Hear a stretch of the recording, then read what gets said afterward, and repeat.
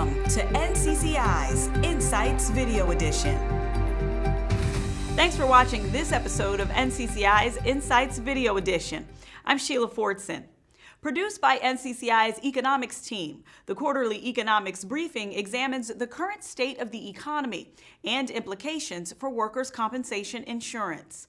I recently spoke with NCCI Executive Director and Senior Economist Len Herc to learn more about the insights found in the Q4 2021 QEB. Len, thanks for joining us to discuss the latest QEB. It certainly reveals a great deal about several issues, from job recovery, unemployment, the impact of recent COVID-19 variants on the economy, and more. That's just a sample of what the report covers. So let's start with job recovery, Len. What findings can you share? Thank you, Sheila. Two findings. One you've heard before, another one's going to be new. The first finding.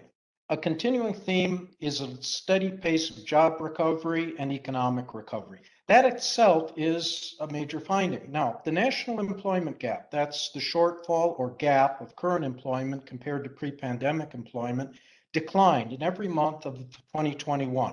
It started at 6.5% in January. It went to 2% last December at the end of the year.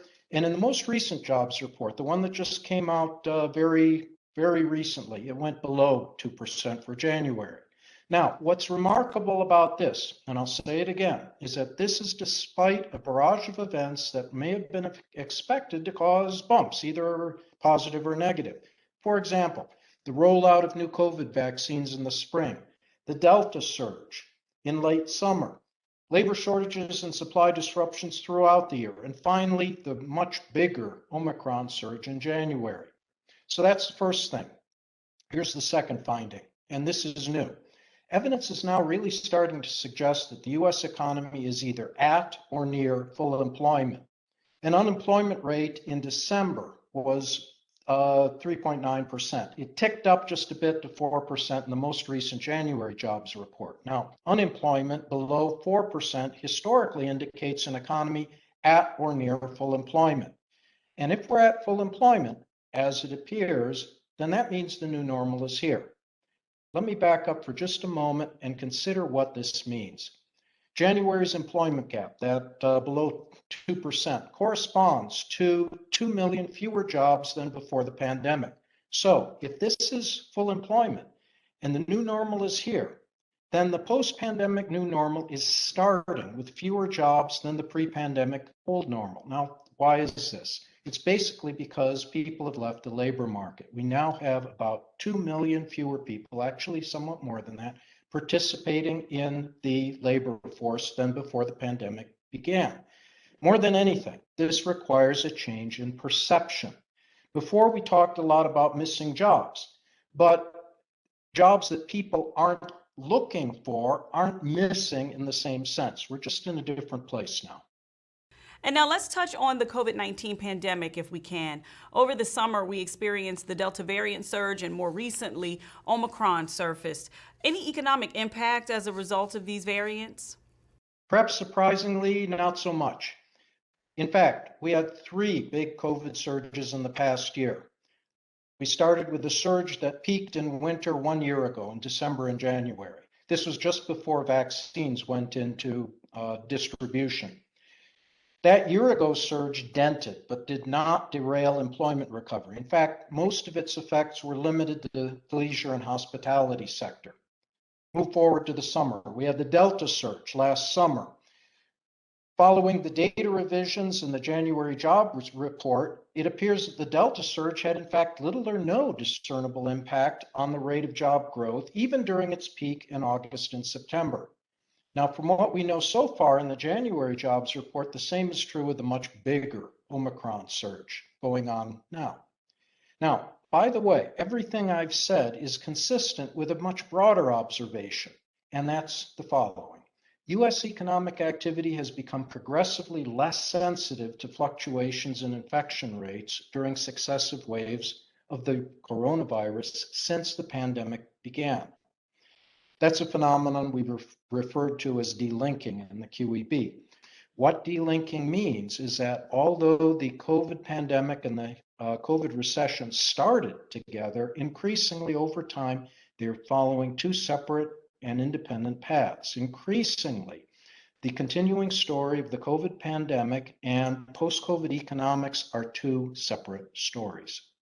And from the Great Resignation to now what's being called the Great Reshuffle, what's the evolution behind that shift, and what does it tell us about the employment landscape in the U.S.? Well, we've got some new terms to deal with here. The Great Reshuffle refers collectively to several related dynamics. They're all either caused by or intensified by the COVID recession. They're ongoing today, and they may reshape, even significantly, the post-COVID U.S. labor market. Here are some of the most important things I'm talking about. First, a wave of early retirements that's accelerating the replacement of older workers by younger workers. This is concentrated in certain industries, and it's changing the demographics of the labor market. Secondly, and I mentioned this before, reduced labor force participation. That's a big deal. We're seeing it most especially among women, also among younger workers. Third, workers changing employers, occupations, industries. This is shown most recently by high rates of job quits. And those quits are particularly concentrated amongst lower wage and younger workers. And the Great Resignation is part of this? Absolutely.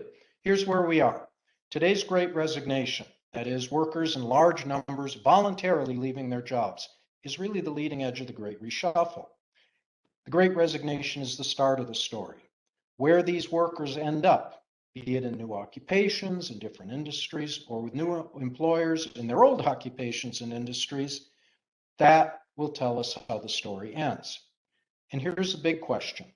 Will the Great Reshuffle and the Great Resignation as the front end of it, will that do nothing more than temporarily ruffle labor markets, or will it produce fundamental and lasting changes?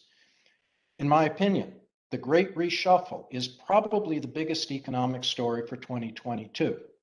And as I've indicated, it has a number of interrelated moving parts. So in the forthcoming edition of the Quarterly Economics Briefing, we will start to disentangle the Great Reshuffle. We'll dig into job quits in particular. And as the year goes on, we'll have more analysis in future issues of the QEB and in special reports. Len, this was a very valuable sampling of what's in the QEB. The full report is online at ncci.com in the Insights portal. And there's an upcoming virtual carrier education series that will take an even deeper dive into the report, right? We do indeed. And we're looking forward to it. Be sure to register for the upcoming VCES inside NCCI's latest QEB at ncci.com. It's happening Thursday, February 17th at 2 p.m. Eastern Time. Len Herc will be joined by NCCI Executive Director of Affiliate Services, Damian England. They'll be taking a deeper dive into the report. And find the full Q4 2021 Quarterly Economics Briefing in the Insights portal of ncci.com. Follow NCCI across social media for real-time updates and hit the subscribe button right here on channel NCCI so you never miss a video upload. I'm Sheila Fordson. Be sure to join us next time when we discuss the issues at the top of the workers' comp agenda from the source you trust.